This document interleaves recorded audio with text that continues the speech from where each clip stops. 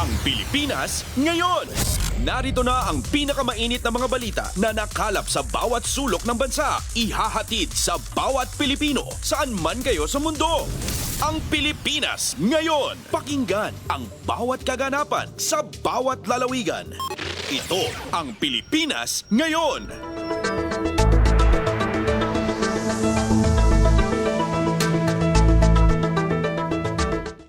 Magandang araw po sa ating mga tagapakinig. Welcome po ulit sa ating programang Ang Pilipinas Ngayon.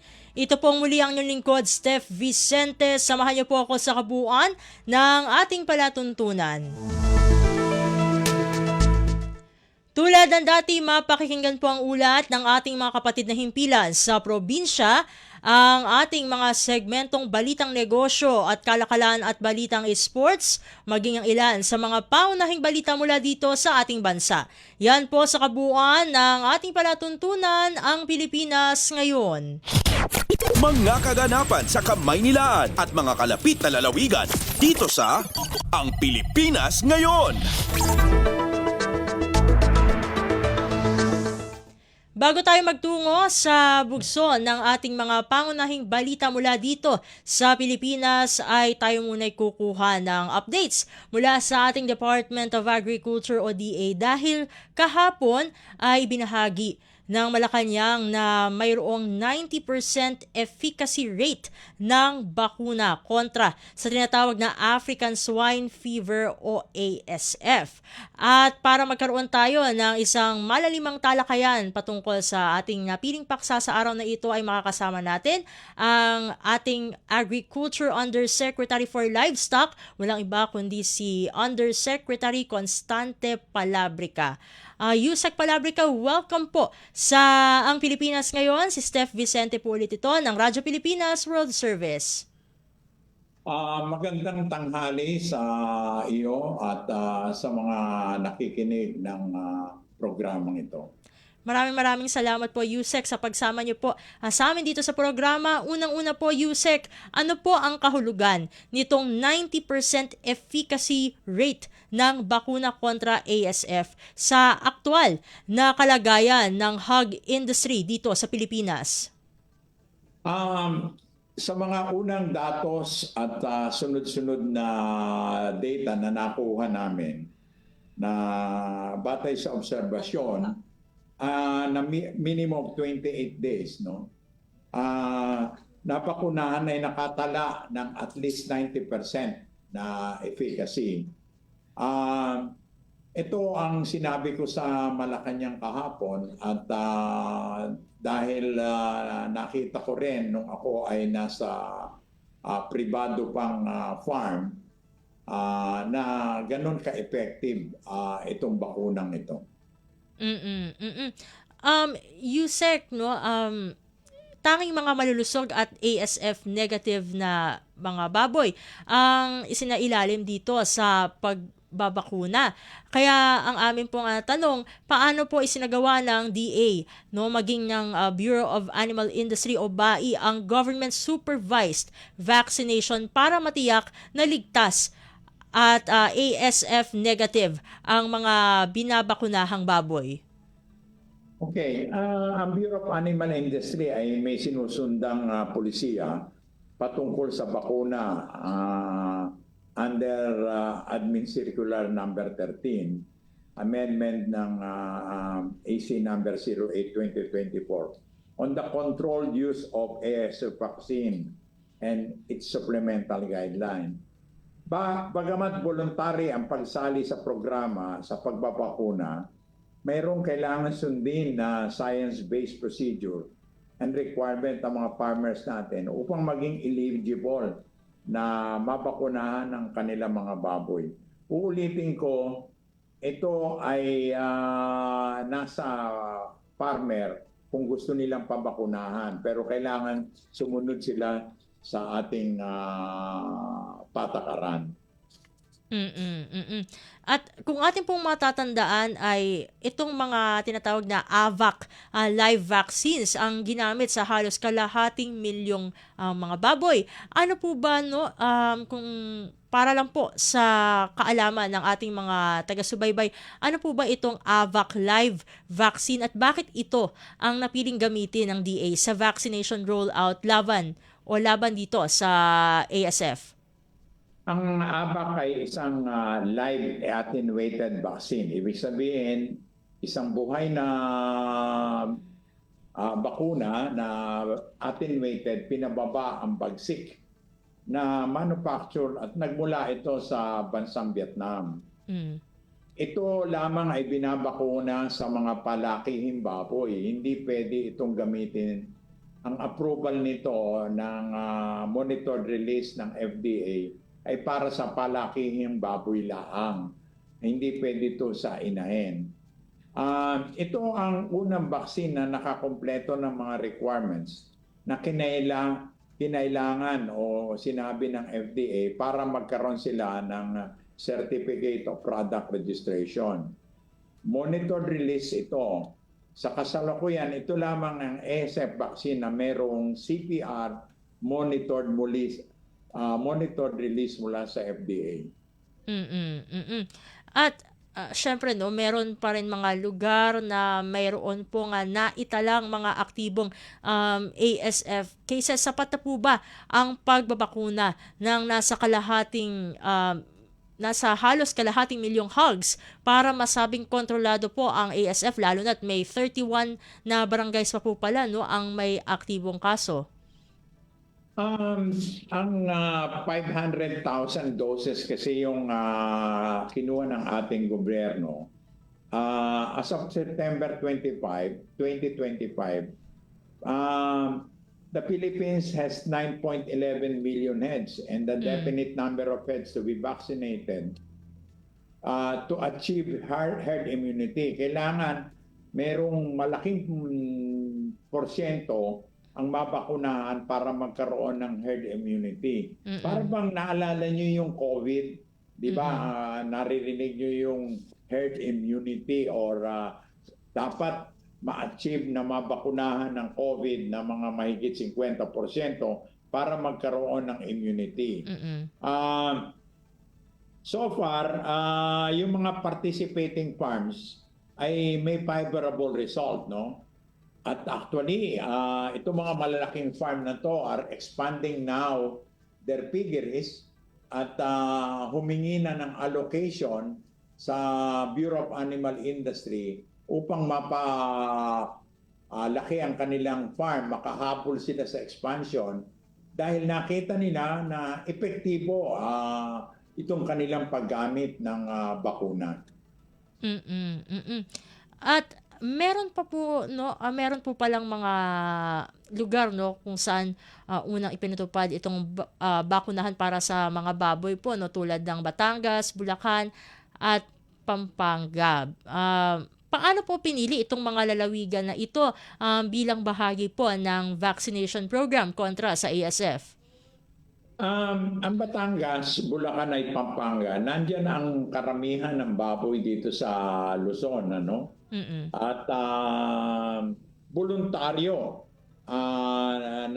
at dumaan sila sa kaukulang proseso para makakuha ng bakuna dito sa Bureau of Animal Industry.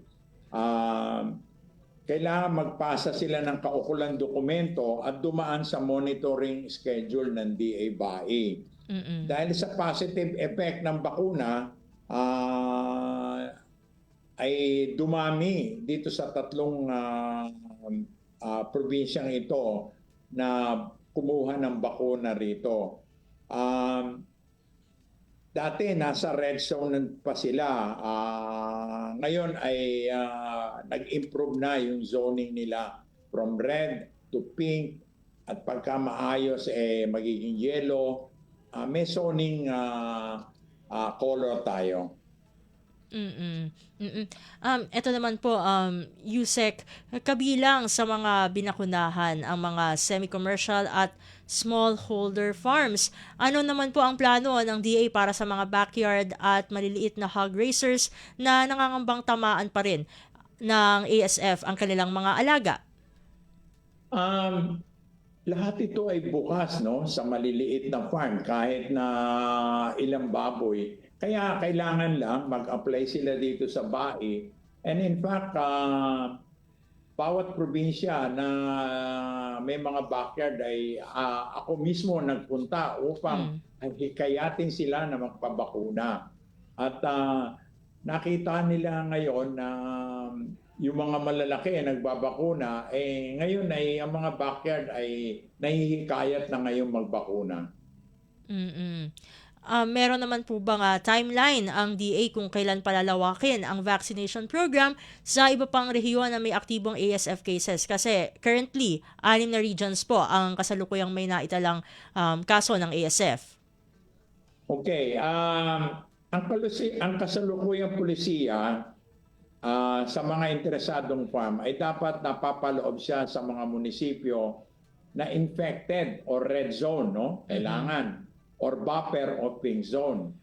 Kailangan na walang active cases sa loob ng 40 araw sa barangay na kinasasakupan nila o kaya meron silang ASF negative surveillance. Ito ang pinagagawa natin para mapalawig natin ang pagbabakuna sa mga rehiyon. At bukod po sa pagbabakuna, ano-ano pa ang iba pang mga hakbang ng DA maging ng BAI para tuluyang mapigilan ang pagkalat po ng ASF dito sa Pilipinas? Sa ngayon, mahigit magdadalawang taon na, nagpatupad tayo ng checkpoints sa Metro Manila, no? Kasi ang nangyayari, nagpipingpong nung panahon na 2019, 2020, nakita namin na nagpipingpong ang sakit. Yung South, let's say North, may tama o South, nagpapalitan na naghahawahan. Kaya meron tayong marami tayong checkpoint ngayon sa Metro Manila at kapag ikaw ay nakitaan na ang dinadala mong baboy ay may tama sa pamamagitan ng ating laboratory, kinukondem natin ito. Malaking bagay itong checkpoint na to kasi last year mahigit 1,000 ang kinondem natin. This year, dahil alam nilang mahigpit ang ating checkpoint, ay kakaunti na lang ang nakukuha. Actually, isa lang dalawa mula noong January pa lang ang nahuhuli. Now, patuloy ang aming pakikipag-ugnayan sa DA Central Office at ng Bureau of Animal Industry sa mga regional office sa pagsasagawa ng surveillance at monitoring activities upang mabilis na matukoy ang mga baboy na positibo sa ASF. Nagsasagawa rin kami ng mga iba't ibang training sa ASF program, kabilang na dito ang training kasama ang FAO, Food and Administration Organization na United Nations, sa mga field personnel natin, pati na rin sa mga magbababoy upang mapalawak ang kanilang kaalaman patungkol sa ASF. Meron din tayong pulisiya patungkol sa animal movement para maiwasan ang pagkalat ng sakit sa iba-ibang munisipyo. At malaking bagay yung checkpoint na 24 hours, 7 days nating isinet up. At syempre, after ng mga naging bakunahan, paano naman po minomonitor ng DA ang mga binakunahang baboy upang masigurong epektibo at walang masamang epekto o side effects itong bakuna dun sa mga naturang baboy? Bilang bahagi ng CPR na monitor release na ginawa ng FDA, ang mga farm na binakunahan ay kinakailangan sumailalim sa monitoring period. Sinisiguro ng DA BAI na negative ang mga bakunadong baboy bago ito mailabas upang patayin. Bukod dito, we're conducting genome sequencing to monitor na walang mutation. Kasi nagpapadala kami ng mga nabakunahan namin sample sa ating sa UP Genome Center upang makita natin ito ba yung nagbabagong anyo or nagmo-mutation. And so far, walang pagbabago o mutation ang nakita namin sa mga binakunahan namin ng EVA. Mm. At bago ko po kayo pakawalan, Yusek, alam naman po natin na maaaring maging malaki ang epekto ng ASF sa presyuhan at supply ng karne ng baboy. Ano po ang inyong mensahe, no, o mensahe na nais iparating ng DA in general sa mga consumer, mamimili at mga hog raisers kaugnay ng kalagayan nito nga po sa ASF at maging sa supply ng baboy dito sa bansa? Tungkol sa supply ng baboy ay may enough supply na tayo at kasi nagre-repopulate na ang mga farm dahil sa aside from vaccination, alam na nila yung biosecurity. At itong sakit kasi ng baboy, hindi ito ng ASF, hindi ito nakakahawa sa tao, no? Inihikayat namin ng mga hog raisers na agad at mag-ulat kahina-hinalang kaso sa mga lokal na otoridad upang makapagsawa ng agarang aksyon. Another thing is that ang National Meat Inspection, NMIS, ay under me, no, sa aking departamento. At lahat ng baboy na dumaan sa slaughterhouses ay chine-check ng NMIS kung ito ay may mga senyal na may ASF. At so far, pag nakalagpas sa aming checkpoint, wala halos kami nakikitang usapin na ang mga baboy na kinakatay sa slaughterhouse ay may tama ng ASF. At nasa tamang direksyon ngayon ng BAI at DA dito sa ASF. At lalo na ngayon na itong taon na to, binigyan tayo ng pondo ng gobyerno ng DA para mag-repopulate. Dadagdagan natin ang mga inahin para makapag-produce tayo ng 1 milyong baboy kada taon at makabalik tayo dun sa pre-ASF. Uulitin ko, ang BAI at DA at sangay ng ating grupo, no, ay nakatutok dito at wag matakot ang ating mga consumer.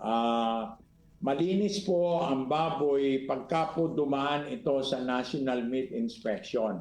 Napakahigpit po natin na departamento po ito. At magandang assurance po yan, no, sa ating mga kababayan, lalo na at holiday season ngayon at panahon na naman po ng handaan. With that, Yusek Palabrica, maraming salamat po sa pagsama niyo po dito sa Ang Pilipinas ngayon. Sa ulitin po, God bless po at mabuhay po kayo. Maraming salamat din. Ating pong nakasama dito sa programang Ang Pilipinas Ngayon, ang ating Agriculture Undersecretary for Livestock. Walang iba kundi si Yusek Constante Palabrica. Patungkol po yan sa naibahagi sa Malacanang press briefing kahapon na mataas po ang bisa ng bakuna kontra sa ASF. Tayo'y tadako na sa ating balitaan. Sa mahalagang balita, Pangulong Ferdinand R. Marcos Jr. iniuto sa Department of Human Settlements and Urban Development o DSUD na bigyang pansin na rin ang pagkakaroon ng abot-kayang pabahay para sa mga middle income earner. Ang detalye ng balita ihahatid sa atin ni Alvin Baltazar. Nais ni Pangulong Ferdinand R. Marcos Jr. na palawakin pa ang saklaw ng mga Pilipino dapat na magkaroon ng sariling bahay sa ilalim ng pambansang pabahay para sa Pilipino. Ayon kay Palace Press Officer Undersecretary Claire Castro, nagbigay direktiba na ang punong ekutibo na isulong ang pagkakaroon ng flexible at abot-kayang paraan ng pabahay hindi lamang para sa mga low income kundi pati na sa middle income earners na mga pamilya. Halimbawa na dito ang rental housing habang kasama din sa utos ng punong ekutibo ang pagpapatupad ng simpleng proseso para magkabahay. Ang kautusan ay alinsunod na din sa kabatiran ng punong ekutibo sa kahalagahan ng pamilyang Pilipino na magkaroon ng disente, abot-kaya at dekalidad na mga pabahay. Muli rin na niyang binigyan din ni Pangulong Marcos na ang pagbibigay ng mga dekalidad na pabahay ay dapat malapit sa trabaho, terminal at iba pang pangunahing serbisyo ng pamahalaan. Pakinggan natin si Palace Press Officer Undersecretary Claire Castro. Ipinag-utos din ng Pangulo sa DSUD na isulong ang pagkakaroon ng flexible at abot-kayang paraan ng pabahay para sa mga low at middle income na pamilya, kagaya ng rental housing at ibang programa. Mas simpleng proseso para magkabahay. Mula sa Palasyo ng Malacanang para sa Bagong Pilipinas, Alvin Baltazar, Radyo Pilipinas, Radyo Publiko. Kumpleto, detalyadong balitaan, di papahuli sa mahahalagang kaganapan. Kamustahin ang inang bayan, ang Pilipinas ngayon. Samantala, Malacanang tiniyak na hindi matutulad sa flood control projects ang farm-to-market roads. Ang kabuulat ihahatid naman sa atin ni Raquel Bayan. Hindi hahayaan ni Pangulong Ferdinand Marcos Jr. na maulit pa ang mga anomalya sa mga proyektong pang-infrastruktura. Ito ang siniguro ng Malacanang sa harap ng pangamba na matulad lamang sa flood control projects ang pondo para sa farm-to-market roads na pinaglaanan ng 33 billion pesos para sa 2026. Sa press briefing sa Malacanang, sinabi ni Communications Undersecretary Claire Castro na sisiguruhin ng administrasyon ang maayos na implementasyon ng mga proyekto sa susunod na taon. Ito ani ang dahilan kung bakit mayroong transparency portal upang maging bukas sa publiko at mabantayan ang mga transaksyon at proseso ng bawat proyekto ng pamahalaan. Para sa farm-to-market roads, kapwa pangangasiwaan ani ito ng Department of Agriculture at mga lokal na pamahalaan kung saan itatayo ang mga kalsada. Siya rin po ang nagpaimbestiga ng mga maaanomalyang flood control projects at infrastructure. So ayaw niya pong maulit yung mga naganap nung nakaraan. Kaya ito po ang nais niya, maging maayos lahat ang transaksyon, maging bukas sa publiko. Kaya po nagkakaroon po tayo ng transparency portal at yan din po ang gagawin po ng DA. Ang programa pong ito ay pamumunuan po ng DA at ng LGU at pati po ang mga bidding po nito ay open po sa publiko para pakita po nila. Mula sa Malacanang para sa Bagong Pilipinas, Raquel Bayan ng Radyo Pilipinas, Radyo Publiko. Pasada ng mga balita mula sa Pilipinas para sa mga Pilipino saan man sa mundo. Ang Pilipinas ngayon. Sa iba pang mga ulat, tiwala naman si Senate Committee on Finance Chairperson Senador Sherwin Gatchalian na on track pa rin sila sa pagpapasa ng panukalang 2026 national budget at hindi magkakaroon ng bansa ng reenacted budget para sa susunod na taon. Ito ay kahit pa pinasuspinde ng Senado ang Bicameral Conference Committee o BICAM meeting nitong Lunes dahil nais muna nilang malinawan sa hiling ng DPWH na ibalik ang tinapyas na budget ng Senado sa kanilang panukalang pondo para sa susunod na taon. Sa pulong balitaan sa Senado, sinabi ni Gatchalian na kahapon lamang nila pinapasuspinde ang BICAM. Ipinaliwanag ni Gatchalian na kaya pa namang masunod ang itinakda nilang schedule na sa Disyembre 22 maratipikahan ng dalawang kapulungan ng Kongreso ang 2026 General Appropriations Bill o GAB. Aniya, naglagay na sila ng buffer days sa adjusted schedule dahil inaasahan na nilang mapapahaba ang diskusyon sa BICAM at ang pagkakasundo sa bersyon ng Senado at Kamara ng budget bill. Umaasa naman si Gatchalian na matatapos na ang BICAM para sa 2026 sa Miyerkules, Disyembre 17. Hindi naman, as of this point. Hindi naman. No. By time, kasi naglagay rin kami ng buffer. No? Naglagay rin kami ng buffer. As of this time, hindi pa naman. Ngayon lang. No? So, pag-uusapan namin with, I'll talk to DPWH about this. Kaya naman. No? Of course, lumiliit, but I'm optimistic kaya naman matapos. But yung siyempre, nakakain na ngayon namin yung mga buffer days, pero kaya naman. Kailangan hopefully matapos by Wednesday. Yan ang target.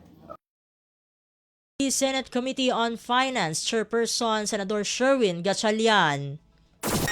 Kumpleto, detalyadong balitaan, di papahuli sa mahahalagang kaganapan. Kamustahin ang inang bayan, ang Pilipinas ngayon. Sa iba pang mga balita, House Panel Chair tiniyak na hindi mauuwi sa reenacted budget ang pondo para sa 2026. Narito si Kathleen Forbes para sa balita. Iginiit ni House Appropriations Committee Chair Mika Swansing na hindi hahayaan ng Kongreso na mauwi sa reenacted budget ang pondo ng bansa para sa 2026. Kasunod na rin ito ng pag-aantala ng pulong ng Bicameral Conference Committee ng isang araw sa kahilingan na rin ng Senado. Ani Swansing, handa sila magdoble kayod hanggang December 22 upang matiyak na maipapas ang budget at hindi abutan ng pagpapalit ng taon. Nagpasalamat naman si Swansing kay Senate Finance Committee Chair Sherwin Gatchalian sa commitment ng Senado na ituloy ang pulong ng BICAM ngayong araw. Paalala niyan, sa proseso sa Kongreso, sa Kamara nagmumula ang lahat ng usapin kaugnay ng appropriations at revenue measures. Kaya nasa technical team ng Kamara ang responsibilidad na tiyakin matatapos ang BICAM report at enrolled bill bago ang December 22 na target schedule para ratipikahan ng Kongreso ang BICAM report. Inaasahan na ipagpapatuloy ng BICAM ang pagtalakay sa mga issue sa panukalang budget ng DPWH ngayong araw. Para sa Bagong Pilipinas, Kathleen Forbes, Radyo Pilipinas, Radyo Publiko. Pasada ng mga balita mula sa Pilipinas para sa mga Pilipino saan man sa mundo. Ang Pilipinas ngayon.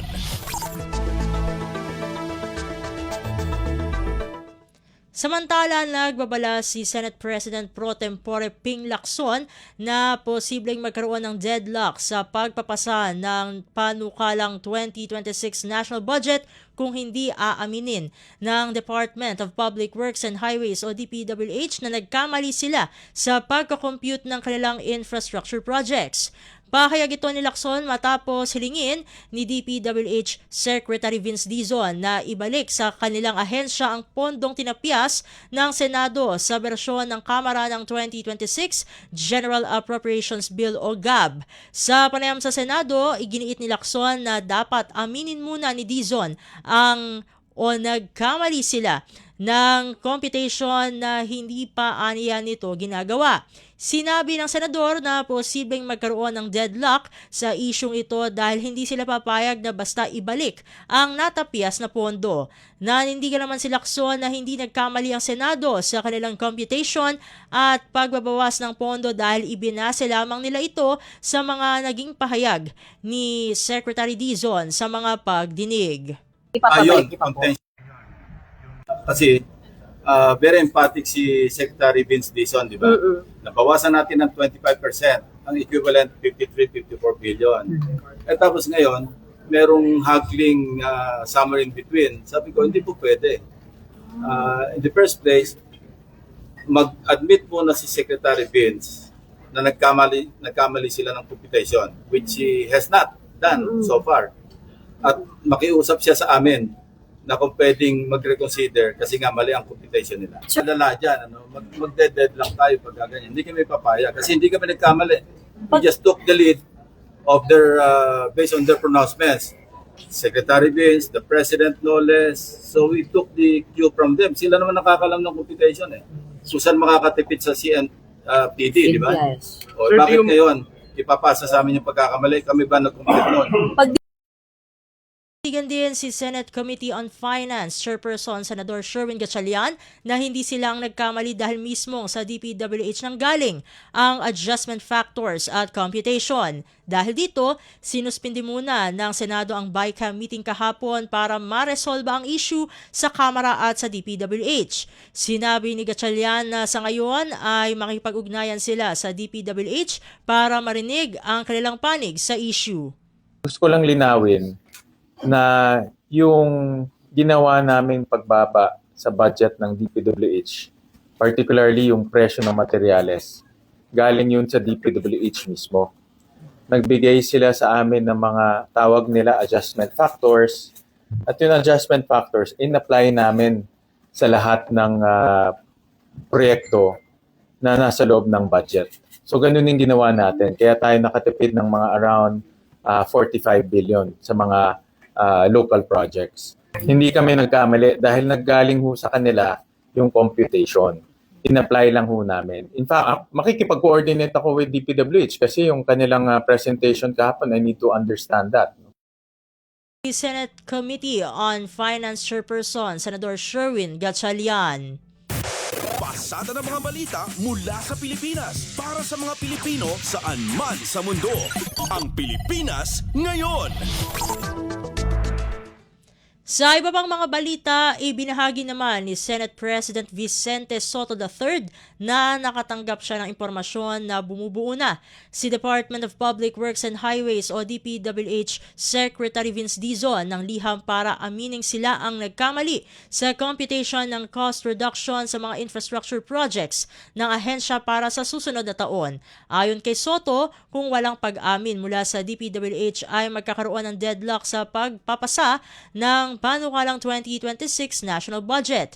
Bigyang diin din ng Senate President na hindi nagkamali ang Senado sa pagbabawas nila ng panukalang 2026 budget ng DPWH dahil nanggaling mismo sa ahensya ang computation ng naging overpricing sa mga infrastructure projects nila.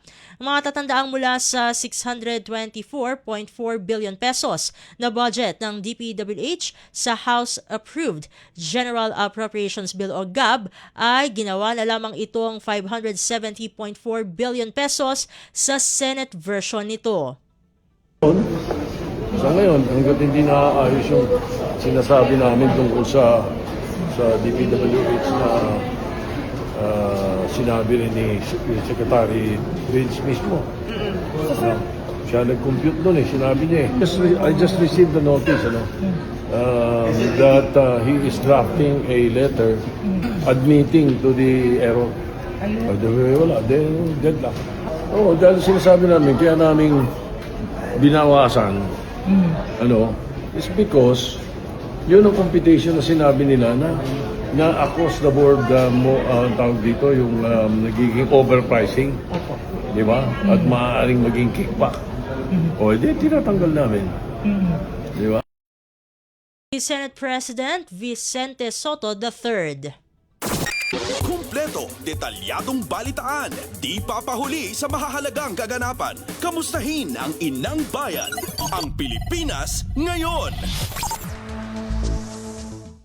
Sa iba pang mga ulat, Senador J.V. Ejercito pinababawi ang inaprubahan ng BICAM na malaking pagtaas sa pondo ng medical assistance to indigent and financially incapacitated patients program. Ang detalye ng balita ihahatid naman sa atin ni Nympha Asuncion. Nagpahayagan ng pagkabahala si Senate Deputy Majority Leader J.V. Ejercito sa inaprubahan ng Bicameral Conference Committee na pagtaas ng pondo ng medical assistance to indigent and financially incapacitated patients o MAIF program para sa susunod na taon. Sa manifestation ay sinumite ni Ejercito. Sinabi nito ang pagtaas ng pondo para sa MAIF mula sa 24.23 billion pesos sa 51.6 billion pesos ay posibleng makita o tingnan bilang politically mediated access to healthcare. Taliwasan niya ito sa layunin ng Universal Healthcare Act na palakasin ang sistematiko at pangkalahatang coverage. Giniit ni Ejercito na hindi dapat nanlilimos ng serbisyong pangkalusugan ang mga Pilipino. Sa halip, nirerekomenda ng senador na maglaan na lang dapat ng mas mataas na pondo para sa PhilHealth o kahit sa direkta sa mga ospital na nagpapatupad ng zero balance billing. Sa naturang manifestation ay pinaliwanag rin ni Ejercito na kasalukuyan pa rin siyang naka-confine sa ospital at nagpapagaling kaya hindi siya makadalo sa BICAM meeting para sa 2026 national budget. Mula Senado para sa Bagong Pilipinas, Nympha Asuncion, Radyo Pilipinas, Radyo Publiko. Pasada ng mga balita mula sa Pilipinas para sa mga Pilipino saan man sa mundo. Ang Pilipinas ngayon. Sa kaugnay na balita, pinawi naman ng Malacanang ang pangamba ng publiko na magiging pork barrel ng mga mambabatas ang pondo para sa medical assistance to indigent and financially incapacitated patients o MAIFIP. Kasabay ng BICAM para sa 2026 national budget, ipinaliwanag ni Communications Undersecretary at Palace Press Officer Attorney Claire Castro na ang plano ng Department of Health o DOH ay ang pagpapalakas ng Zero Balance Billing Program ng pamahalaan. Upang maisakatuparan ito, kailangan mailabas ang programa mula sa mga DOH hospital at maibaba ito sa mga ospital ng mga lokal na pamahalaan. Pagsisiguro ng opisyal, hindi dadaan sa mga mamabatas ang pondo bagkus. Diretso ito sa mga LGU at ang Health Department pa rin ang magpapatupad. Kumpleto, detalyadong balitaan, di papahuli sa mahahalagang kaganapan. Kamustahin ang inang bayan, ang Pilipinas ngayon. Sa iba pang mga ulat, suportado ng Department of Health o DOH ang pag-amyenda ng Senado sa General Appropriations Bill o GAB. Ito'y para sa zero balance billing expansion hanggang sa LGU hospitals. Ayon sa DOH, dahil dito hindi lamang sa DOH accredited hospitals ipatutupad ang zero balance billing policy kundi maging sa level 3 o malalaking ospital na pag-aari ng mga lokal na pamahalaan. Ito ay magbibigay daan sa pagdami ng mga Pilipino na makikinabang sa naturang polisiya. Iminungkahi rin ng DOH ang espesyal na probisyon ang ikakabit sa medical assistance to indigent and financially incapacitated patients o MAIFIP upang ang karamihan nito ay mapunta sa zero balance billing expansion to LGU hospitals. Pasada ng mga balita mula sa Pilipinas para sa mga Pilipino saan man sa mundo. Ang Pilipinas ngayon. Samantala, hiniling naman ni Albay 3rd District Representative Raymond Adrian Salceda sa Bicameral Conference Committee na suportahan ang karagdagang pondo para sa mas maraming TESTA diploma scholarships. Ayon sa mambabatas, nakipag-ugnayan na rin siya kay Senador Sherwin Gatchalian upang itulak ang parehong panukala. Ipinaliwanag ni Salceda na ang free college tuition law ay kasalukuyang nagbabawal sa mga may college diploma na makapag-avail ng libreng TESDA diploma. Aniya, taliwas ito sa layunin ng Lifelong Learning Act at naglilimita sa pagkakataon ng mga manggagawang nawalan o nawawalan ng trabaho na makapagsanay muli at magkaroon ng second chance sa buhay. Binigyang diin ng kongresista na magiging mahalaga ang TESDA diplomas sa paghahanda ng bansa sa panahon ng Artificial Intelligence o AI. Ayon pa kay Salceda, lalong hindi tumutugma sa realidad ng labor market ang pagbabawal sa mga may college diploma na kumuha ng libreng TESDA diplomas. Marami umanong sektor na mabilis lumikha ng trabaho tulad ng Business Process Outsourcing o BPO, Export-Oriented Manufacturing, Hospitality at Overseas Employment ang mas nakatuon sa kasanayan kaysa sa akademikong diploma. Kumpleto, detalyadong balitaan, di papahuli sa mahahalagang kaganapan. Kamustahin ang inang bayan, ang Pilipinas ngayon. Pansamantala po muna nating ihihinto ang ating balitaan upang bigyang daan ang Malacanang press briefing na pangunahan ni Communications Undersecretary at Palace Press Officer Attorney Claire Castro. Narito na po ang Malacanang press briefing. Magandang araw, Malacanang Press Corps. Tara sa palasyo! Bilang tugon sa hangarin ni Pangulong Ferdinand R. Marcos Jr. na mailapit ang diwa ng Pasko sa puso ng mga Pilipino, muling binuksan kaninang umaga ang Malacanang para sa iba't ibang mga aktibidad na pamaskong handog ni Pangulong Marcos Jr. sa taong bayan. Sa pagsisimula ng simbang gabi, umabot sa mahigit 300 katao ang lumahok sa Misa de Gallo kaninang alas 4 hanggang alas 5 na madaling araw sa Kalayaan Grounds dito sa Malacanang. Tatakbo ang Misa de Gallo sa Malacanang hanggang December 24 kung saan bibida rin ang iba't ibang Christmas kakanin. Mayroon din mga Christmas display, live music, food and rides mula alas 6 hanggang alas 11 ng gabi. Magkakaroon naman ng sine muling Pasko. This is a film showing mula alas 8 hanggang alas 10 ng gabi. Natatakbo mula December 16 hanggang December 23. Damang-dama na ang diwa ng Pasko sa palasyo. Kaya naman, ano pang hinihintay nyo? Tara sa palasyo!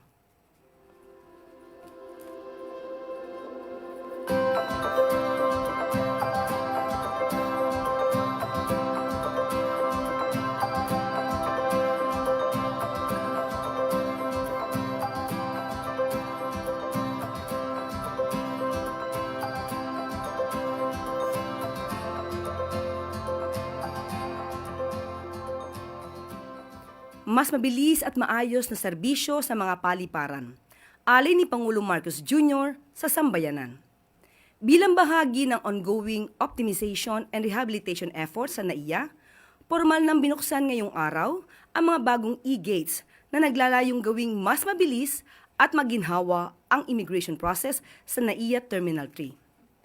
Pinangunahan ni Pangulong Ferdinand R. Marcos Jr. kaninang umaga ang pagbubukas ng 12 makabagong e-gates na kayang pabilisin ang immigration sa nasabing paliparan gamit ang automated border control and biometrics features. Kung noon ay aabutin ng ilang minuto ang immigration na pinagsisimula ng mahabang pila, ngayon ay maaaring 20 seconds na lang ang kakailanganin para matapos ito. Mas epektibo, mas mabilis, at mas maginhawang biyahe para sa mga pasahero.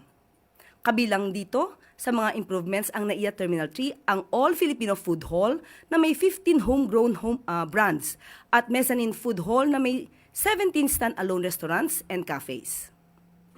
Layunin ng mga bagong bukas na bahagi ng terminal na maghatid ng serbisyo na may tatak Pilipino. Maluwag, maaliwalas, at maraming pagpipilian na pagkain para sa mga balikbayan na sabik, makatikim muli ng lutong Pinoy at mga bisitang nais maranasan ang mainit na pagtanggap ng mga Pilipino. Maliban sa bagong food halls, formal ring binuksan ni Pangulong Marcos Jr. ang Medical Tourism Concierge Area para sa serbisyong medikal na maagap, may dignidad at malasakit. Mabilis na serbisyo ang maaasahan ng mga pasaherong may karamdaman, patungkol man ito sa pangangalaga sa kanilang kalusugan hanggang sa fast-track immigration security processing at luggage handling. Ibinida rin ni Pangulong Marcos Jr. ang bagong bukas na Dignitaries Lounge na siyang magpapamalas ng Filipino welcome sa mga bisita mula sa ibang bansa. Para naman ibahagi ang kultura, diwa at pusong Pilipino, magkakaroon ng transit tour para sa mga pasaherong may mahabang layover. Sa ilalim ng bagong programa, mas madali nang makakabisita ang mga international travelers sa mga lugar gaya ng National Museum Complex, Intramuros at mga entertainment locations na direct bus service at guided tours. Hindi na kailangan pang lumagi lang sa airport habang naghihintay sa biyahe kung pwede namang masulyapan ang handog na ganda ng Pilipinas.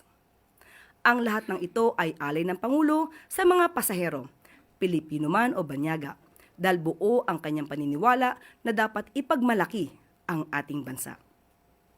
Sa ilalim ng bagong Pilipinas, ang maayos na serbisyo ay karapatan ng bawat Pilipino at kikilalanin sa anumang panig ng mundo.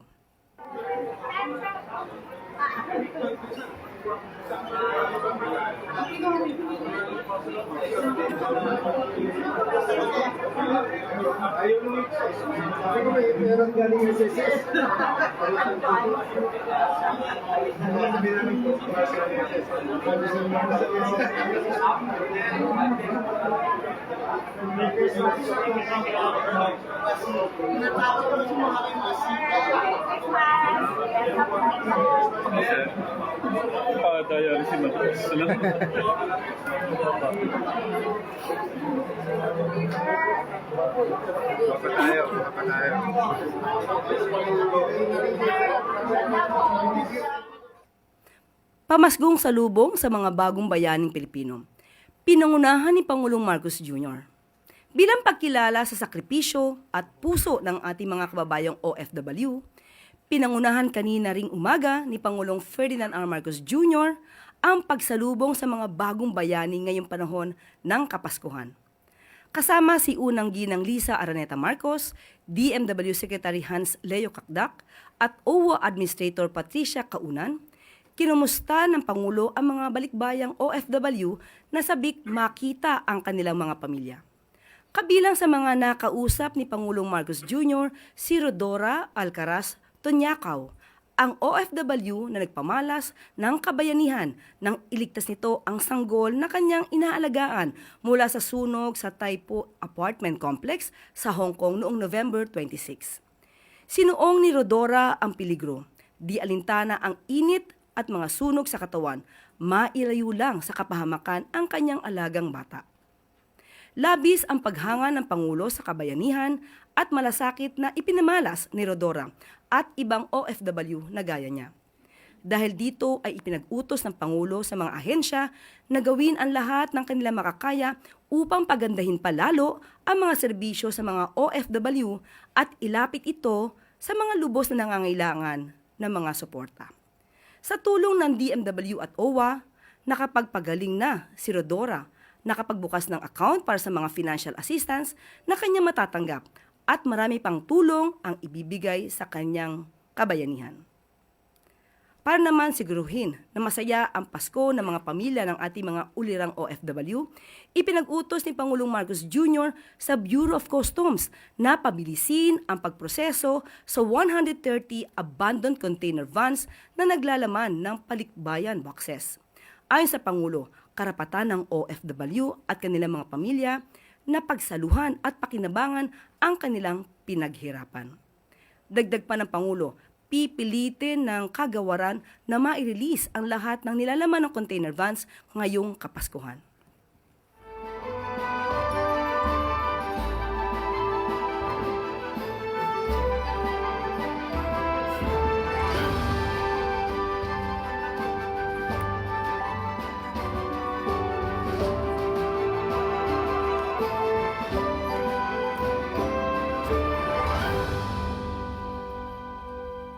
At maaari na po akong tumanggap ng inyong mga katanungan. Unang tanong mula kay Marie Zumali, GMA News.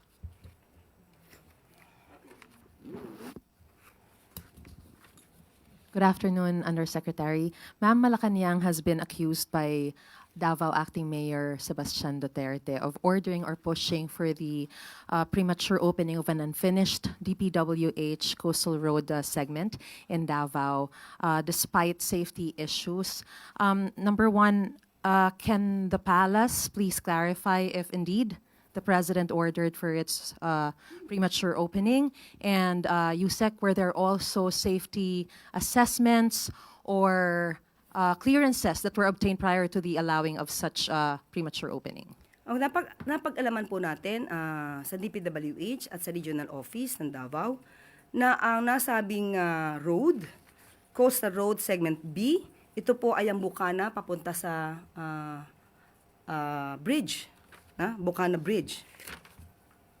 At sinasabi po dito na ang initial agreement ay maaari pong buksan, passable ang 2 lanes. At maaari pong magamit sa umaga, 6 a.m. hanggang 5 p.m. Ang kinakailangan lamang din po natin ay ang kooperasyon mismo ng LGU, ng Davao City, para po maging maayos po ang pagdaloy ng trapiko.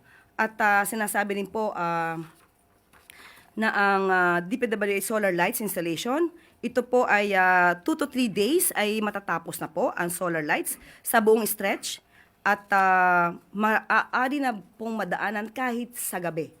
Pero ang sinasabi po natin, maaari po siyang daanan, especially kapag umaga po, ng 6 a.m. to 5 p.m. So ang kailangan lang po talaga ay ang kooperasyon din po ng LGU para maisakatuparan po ito para sa ikagaginhawa po ng ating mga kababayan. Ma'am, I understand that in 3 days, the solar lights will be made available, but given the other issues raised, like the lack or the incomplete traffic signages and, of course, the unfinished status, are there any directives from the President to DPWH to ensure public safety? Yan din po sinabi ni Sec Vince, lahat po ay tatapusin nila at sinabi nga natin, maaari man po ito talagang daanan sa ngayon. At muli, babanggitin ko po ang sinabi mismo ni Secretary Vince, prioridad ng Pangulong Ferdinand R. Marcos Jr. ang kaligtasan ng ating mga kababayan kahit saang lugar, hindi lang sa Davao o sa Manila. So nangangako po ang DPWH na agad na magbibigay ng updates tungkol sa pagbubukas ng Davao City Coastal Bypass Road sa lalong madaling panahon. Thank you, Yusek. Sunod na tanong mula kay Tristan Nadalo, Newswatch Plus. Hi, Yusek. Good afternoon. House Deputy Minority Leader Laila De Lima said that the plunder and graft complaints against Vice President Sara Duterte could be grounds or basis for a new impeachment complaint once the one-year bar lapses. I just want to ask, is there any change when it comes to the President's state position on impeachment po pagdating dito kung uusad ulit ang isang panibagong impeachment? Sa ngayon, hindi po pa nagiging issue sa Pangulo ang impeachment laban po kay sa Vice Presidente. Pero ang Pangulo po kasi sinabi na noon pa, kung dapat managot, ay dapat panagutin. Wala dapat sinisino. So in general, lahat na maaaring may kasalanan ay dapat lamang managot sa batas. In relation din po kay Vice President Sara Duterte, yung alleged bagman na si Ramil Badriaga formalizes by submitting his affidavit sa Office of the Ombudsman. How serious po does Malacanang think of these allegations? Because sabi rin po ni Congressman De Lima, hindi dapat baliwalain yung mga alegasyon na binibitiwan, lalo na't malalaking pera din yung involved doon po sa nasabi ni Madriaga. Kung sino man ang makakapagbigay ng anumang ebidensya laban sa sino mang public servant. At ito'y may patungkol sa anomalya, paglulustay, pagnanakaw ng pondo ng bayan, dapat lamang pong maimbestigahan. Siguraduhin lamang po na ito ay hindi pamumulitika. Kailangan managot ang dapat managot. Kung narinig na po ba ng Pangulo yung alegasyon na nagkaroon daw po ng pogo money o 'di ba yung mga drug money na ginamit sa kampanya in 2022 si VP Sara, sila po ang maging nag-running mate ng 2022 election. So how concerned is the President about these allegations? Wala pong personal na knowledge ang Pangulo patungkol sa anumang maaaring naging transaksyon ng Vice Presidente sa mga pogo operators or sa drug lords. Wala po siya masasabi patungkol po doon. Sunod na tanong mula kay Jocelyn Reyes, Malaya. Good afternoon, ma'am. Ma'am, kinonfirm ng BI na yung dalawang shooter po sa Australia nanggaling daw po sa Mindanao nung November. May reaction na po ba ang palasyo dito? Opo, hiningi po natin mismo ang mensahe o komento ng National Security Council at akin pong babasahin sa inyo.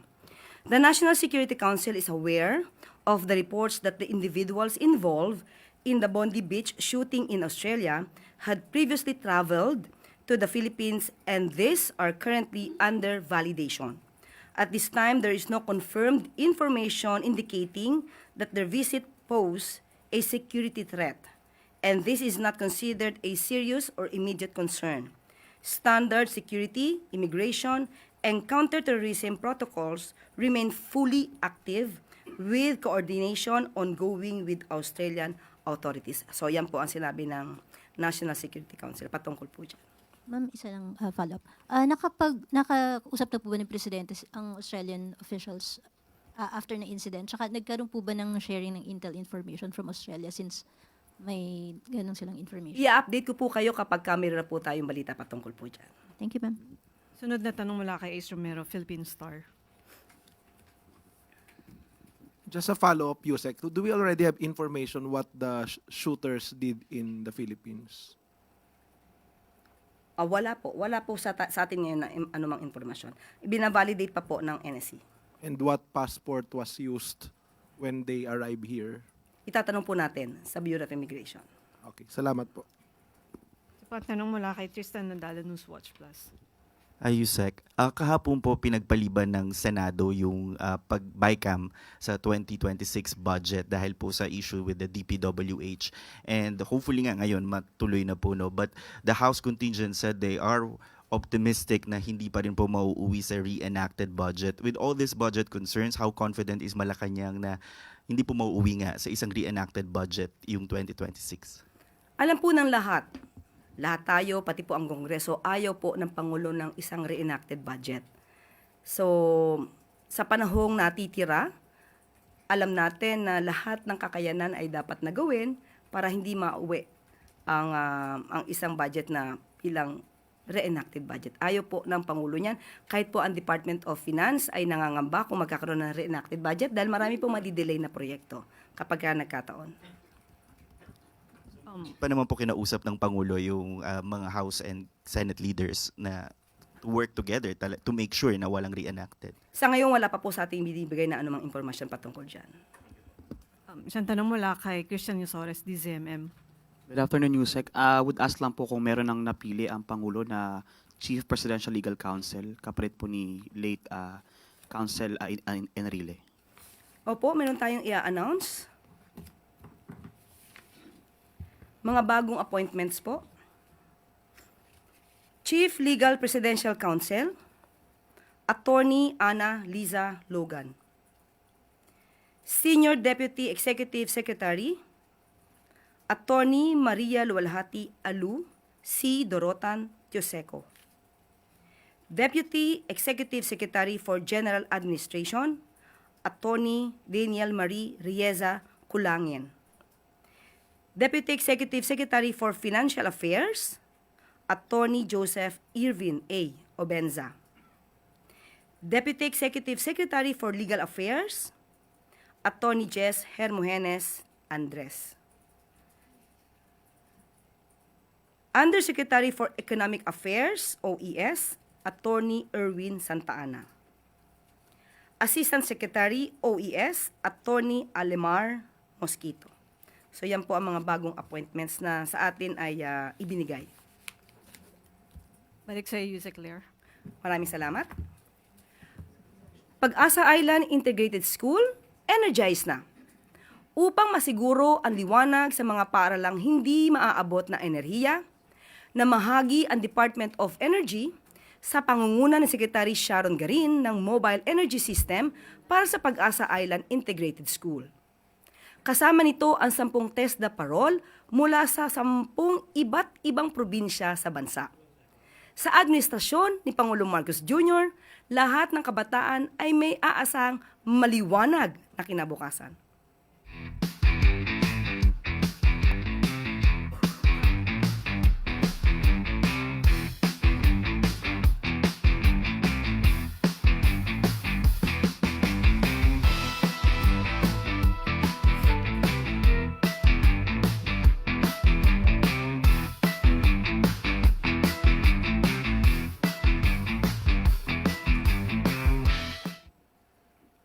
At bago tayo magtapos, upang matiyak ang food security at maitaguyod ang matatag at masiglang komunidad, kapakanan ng mga agrarian reform beneficiaries, prioridad ni Pangulong Ferdinand R. Marcos Jr.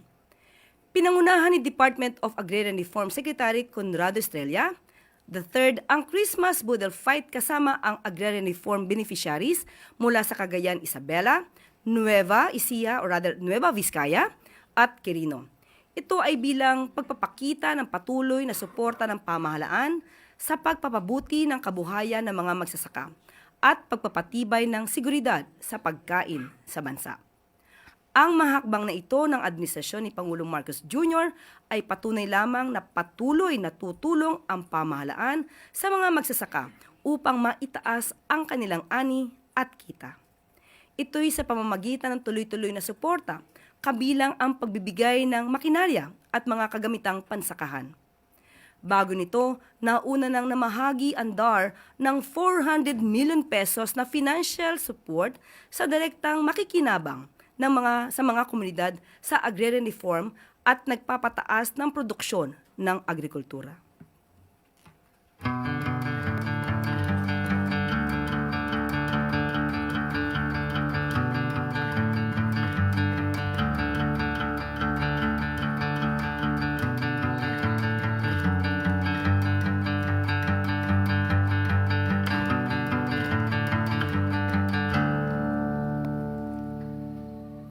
At dito na po rin tatapos ang ating press briefing. Magandang araw para sa bagong Pilipinas. At inyo pong napakinggan ang Malacanang press briefing na pinaunahan ni Communications Undersecretary at Palace Press Officer Attorney Claire Castro. Didiretso na tayo sa bugso ng ating mga regional news. Dumako muna tayo sa rehiyon ng Luzon.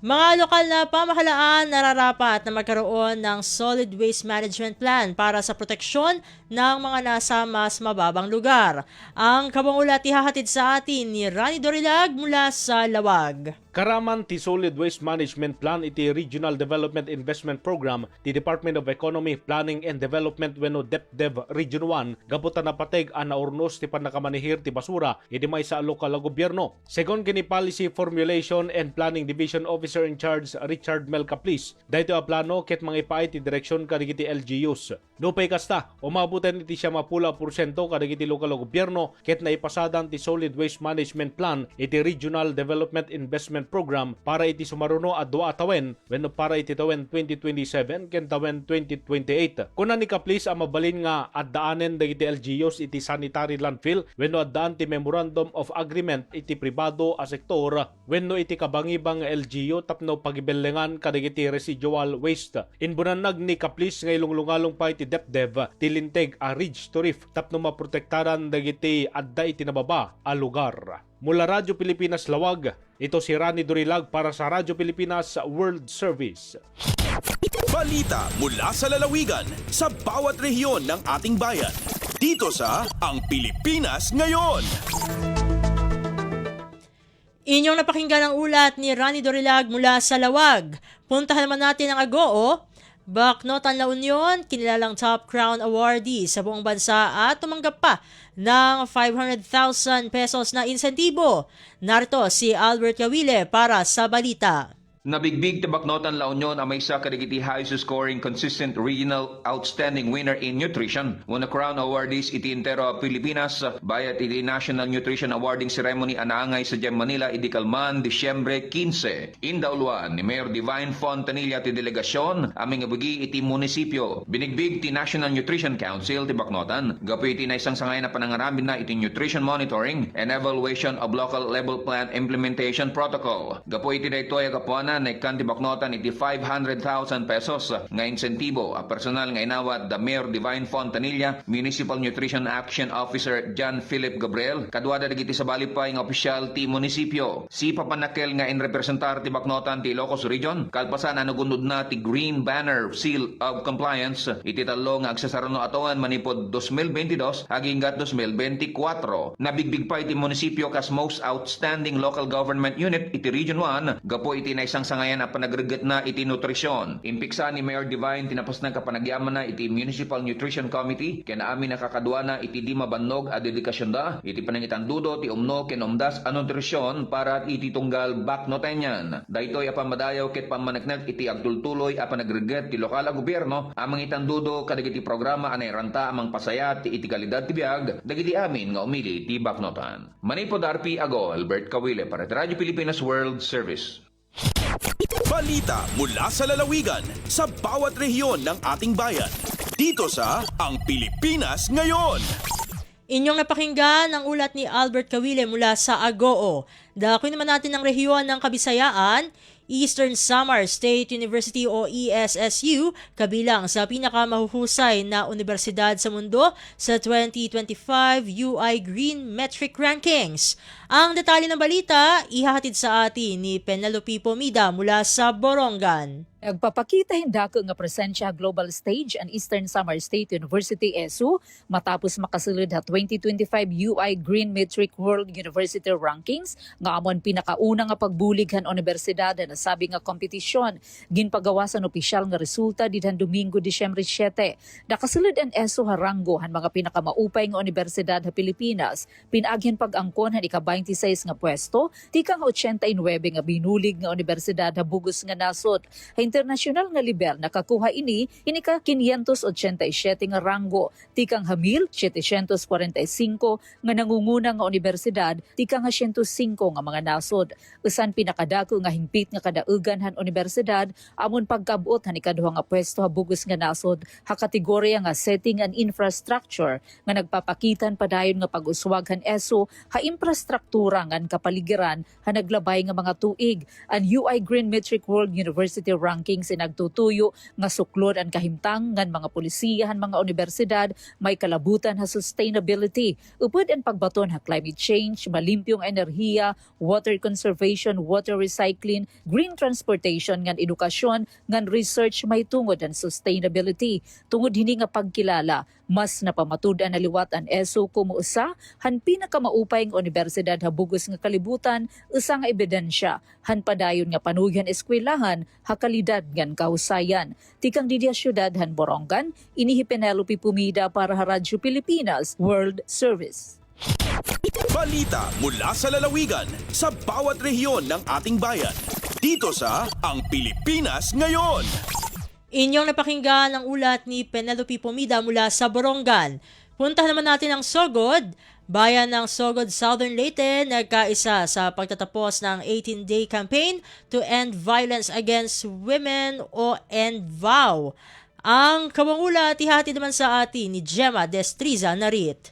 Nagkiusa ang lungsod sa Sogod sa 18-day campaign to end violence against women (CONVAW) isip kabahin sa nasudnong selebrasyon pinagi sa usa ka makalingaw ug makapahimsog nga kalihukan nga giuluhan og ZOMVAW, a dance to end violence against women. Ang kalihukan gisalmutan sa Ay Miss Guapa, barangay presidents ug uban pang mga kababayen-an sa komunidad. Inubadan sa Ay Miss Guapa organization, nagtapok ang katawhan aron mag-ZOMVAW nga nagpakita ang mga sayaw nga mahimong simbolo sa panakiusa ug usa ka lig-on nga panawagan batok sa tanang matang sa pagpanlupig ug pagpang-abuso sa mga kababayen-an. Gipanguluhan ang kalihukan sa presensya sa unang ginang sa Sogod, Imelda Oitan, ang founder sa Ay Miss Guapa ug executive assistant to the mayor. Ang mga representante ni Mayor Sheffield Tan sa ijang mensahe, ijang gipahimangnuan ang mga pangkababayenhan may tungod sa pagpanlupig sa mga kababayenan ug ijang gisaad nga magpadadyo ng LGU Sogod sa paghatag og suporta sa women empowerment o gender equality.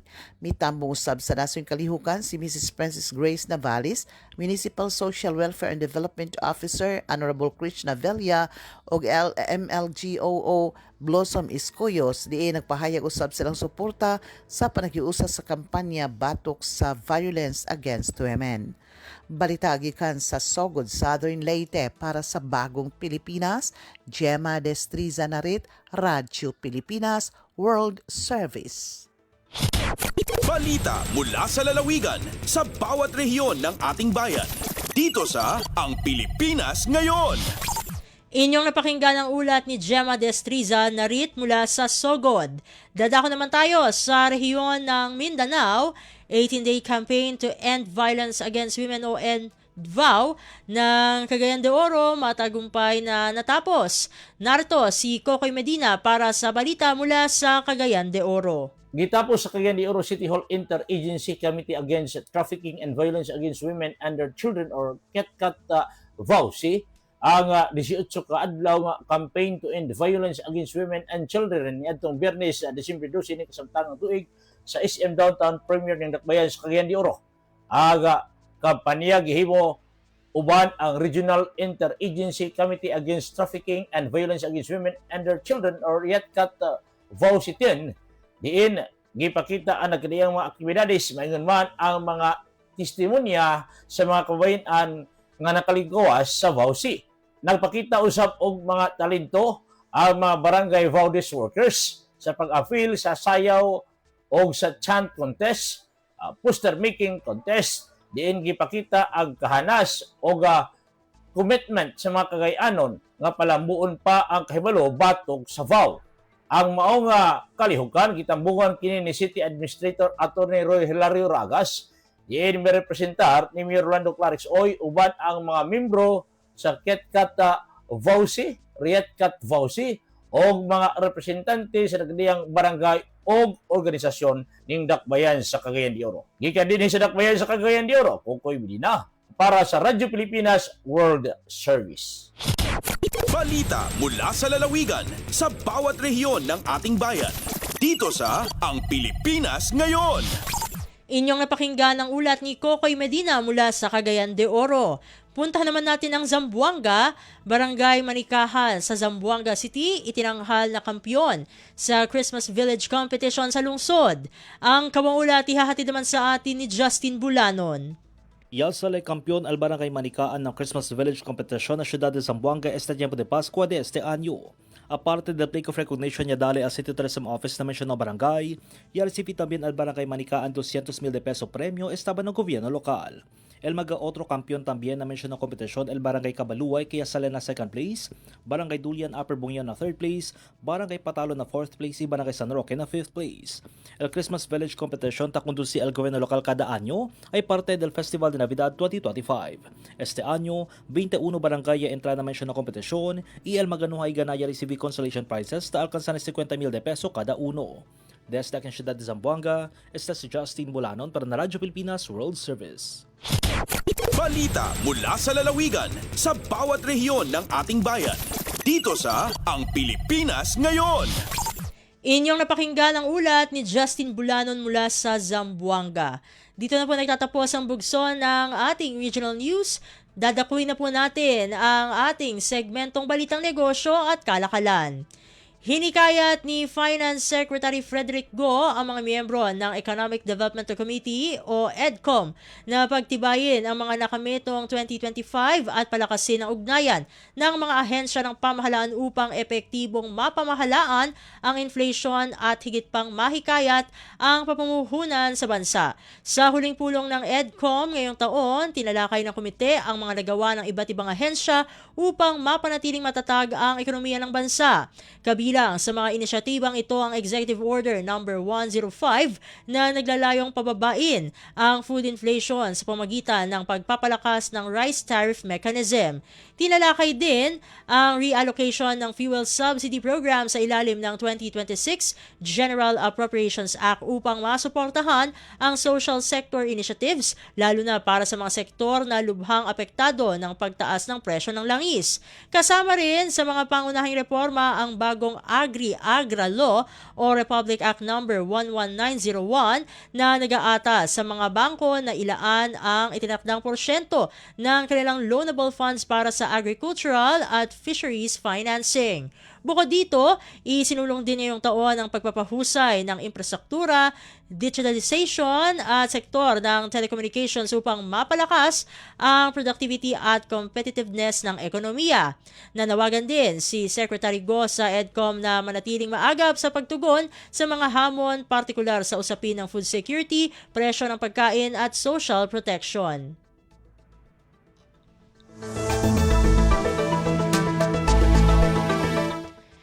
Samantala, ito naman ang palitan para sa araw na ito, Disyembre 16. Ayon po yan sa Bangko Sentral ng Pilipinas o BSP. Ang US dollar ay nagkakahalaga ng 59 pesos and 12 centavos. Ang Japanese yen naman ay 38 centavos.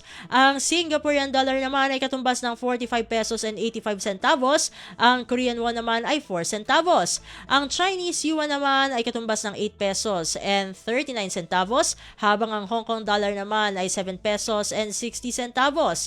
Ang British pound naman ay nagkakahalaga ng 79 pesos and 9 centavos. Ang euro naman ay katumbas ng 69 pesos and 49 centavos. Ang Canadian dollar naman ay katumbas ng 42 pesos and 95 centavos. Habang ang Saudi Arabian Riyal naman ay nagkakahalaga ng 15 pesos and 17 o 76 centavos. Inyo pong napakinggan ang ating segmentong Balitang Negosyo at Kalakalan. At ayan na rin po ang kabuuan ng ating programa para sa araw na ito. Magpapasalamat na tayo sa ating mga nakasama sa studio na sina Milo Jonella, Susan Nason, Hiro Lucero, Justin Osias at Anthony Pimentel. Maraming salamat din sa ating executive producer para sa araw na ito na si Jerome Toledo. Salamat din sa mga naghatid ng mga ulat mula sa Kamaynilaan at mga probinsya. Pinasasalamatan din natin ang syempre ang ating station manager na si Mr. Ray Sampang at maraming salamat sa inyo na nakinig sa ating programa para sa araw na ito. Hanggang sa susunod na edisyon ng ating palatuntunan, huwag kalimutang mag-like, mag-follow at mag-subscribe na sa mga social media account page o channel ng Radyo Pilipinas World Service upang maging laging updated sa mga mahahalagang balita. Syempre, patuloy din pong sumubaybay sa pamagitan ng ating Evox PBS Receiver app at sa nagbabalik na po nating shortwave radio. Ito pong muli ang inyong lingkod, Steph Vicente. Mabuhay po tayong mga Pilipino. At yan ang Pilipinas ngayon. Muling samahan sa parehong oras at alamin ang pinakahuling mga kaganapan at balita saan man kayo naroon. Ang Pilipinas ngayon.